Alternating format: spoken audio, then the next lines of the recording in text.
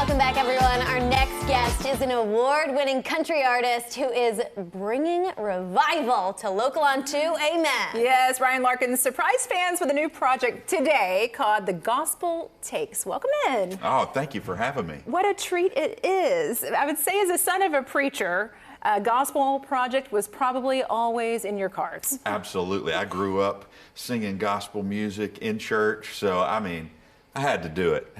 I started posting videos every Sunday on TikTok of just hymns, and people would comment and they were like, hey, you've got to release a gospel album. You got to go and record these songs. And so I did, and just kind of dropped it last night. So I'm excited to have it out in the world. It is so huge. I listened to an interview with you and you said, oh, I started writing gospel songs when I was 12 and 13, but they weren't very good. But I would say life has really caught up to you. You have had an incredible year, my friend.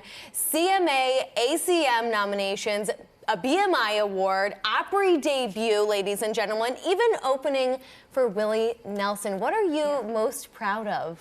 You know, I'm so proud of all of it, but honestly, when it comes down to it, I am doing what I love for a living, and I consider that success. I mean, overall, that's what I'm most proud of. You got to be so saying, humble. Pinch me.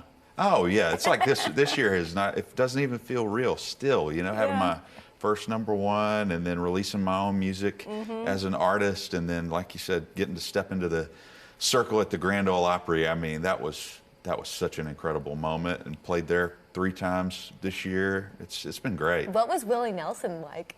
I'll tell you, that was one of the coolest experiences ever. I got to get on stage with him at the end of the show after I'd watched him play all of my favorite songs. And he was like, all right, now Ryan Larkins is going to come to the stage and sing.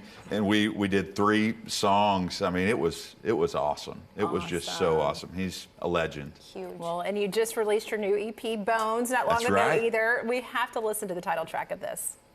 Ain't no bones about it. My, oh me, oh my. I'm gonna drain this 6-string till the wood's bone dry. 'Cause the song is in my blood, in my soul, and in my bone. Yeah, we love this song. Yeah, we were racking out this entire morning, our EP, Steph and I. It's so good. So we've got to ask, what is next for you? I mean, you're coming off the heels of a gigantic 2024. What does 2025 look like? You know, I'm going to keep on writing songs. I believe the best songs that I've ever written are coming in 2025. I'm going to record some more songs, release some new music, and then I'm going on tour with Clint Black, which is going to be so fun. So it's just going to be a year. 2024 is going to be hard to top, but I have a funny feeling 2025 is going to do it. Yes. I'm a little bit more curious about Bones there, because you say in there that it's just in your bones. That's so it. I think we get the story behind the song here, but I'd like to hear it from you. Absolutely. I was writing with one of my favorite writer-producers, Paul Sykes, and we've written so many great songs together, and we were just like, you know what, let's try something totally different, like a different feel, almost a different style. And we ended up writing that song, and basically that song tells my story growing up. And, you know, I went to bed a tenor, woke up a baritone. You know, so it's one of my favorite songs, and playing it live is just so much fun. People really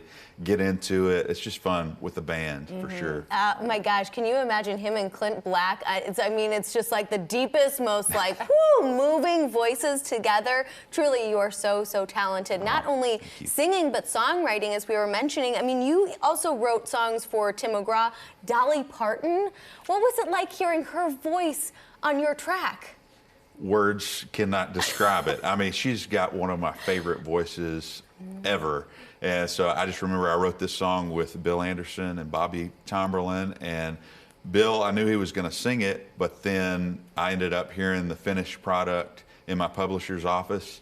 And I heard Bill sing the first verse, and then Dolly Parton came in. Wow. And they just about had to pick me up off the floor. I was just, I really did have chills. Of course, we love Dolly, but Whisper and Bill also phenomenal. One of my favorite people. Congratulations to you. Thank you. That's huge. You guys can catch Ryan at the Bluebird Cafe January 15th, and listen to The Gospel Takes and Bones at ryanlarkins.com.